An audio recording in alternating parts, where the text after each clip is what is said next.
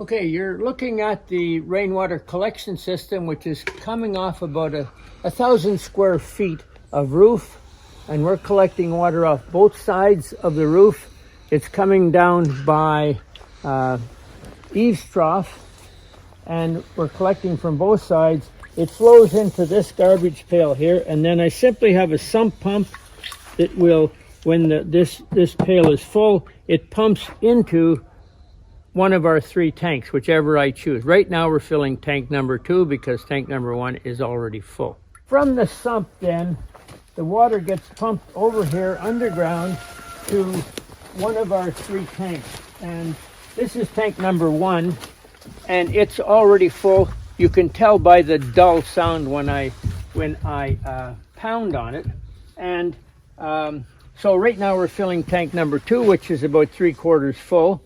And I control which tank it goes into by valves at the bottom of the verticals that go up into the tanks. This valve is open, which allows the water from that little sump pump and the garbage pail to go flowing up here into tank number 2. And we're filling tank number 2 now. And down below, it's got a solid sound. Up top, it's got a hollow sound, which means we're somewhere in about here for level. And when this one's full, then we're going to start filling number 3, which is completely empty. So tank number 3, no water in it yet. It's the one that's going to be filled next, but you can tell right away by the sound. That hollow sound tells you the tank is empty. So when I need water, it's a very simple system as well. I can select which tank I want to use, and basically then I select tank number 1, let's say, and let me see. So I open tank number 1, turn on the pump,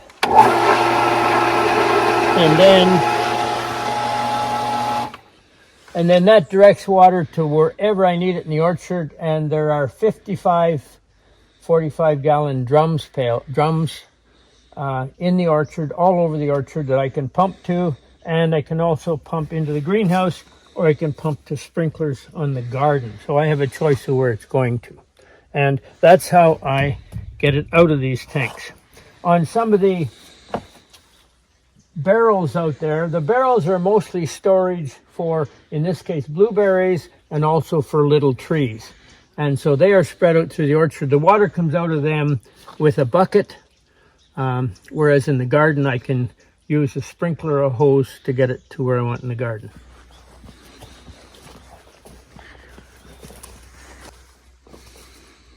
Once I have the pump on, then I can go to any one of the 55 barrels in the orchard and just open this valve, and that will fill the particular barrel that I want filled.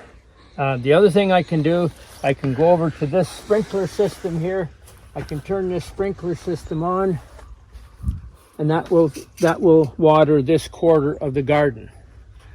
Or I can also take a hose and I can direct the water into this hose that will allow me to sprinkle other parts of the garden if I want. So it's a pretty flexible system, and the overall system now is storing about 3 times 3,000 plus 2,500, which is roughly 11,500 gallons of water, rainwater. Normally that would get me through a summer, but this particular summer was extra dry, and I only got through to about August 28th. So that's why I need another tank to get me through a dry summer. And I'll get a 5th tank if I need it, but right now I think number 4 might do it. Well, thank you for looking at the water system that we have on Salt Spring to keep this incredible orchard going. We use only rainwater if we can get the right amount of tanks, and I think that creates a better system anyways, because rainwater is always a little bit warmer than groundwater, which is a well, and I don't particularly want to draw water out of the reservoirs down below, so I'd rather just do the rainwater. So I would also like to thank Transition Salt Spring for the help that they have arranged, the financial help for purchasing tank number 4.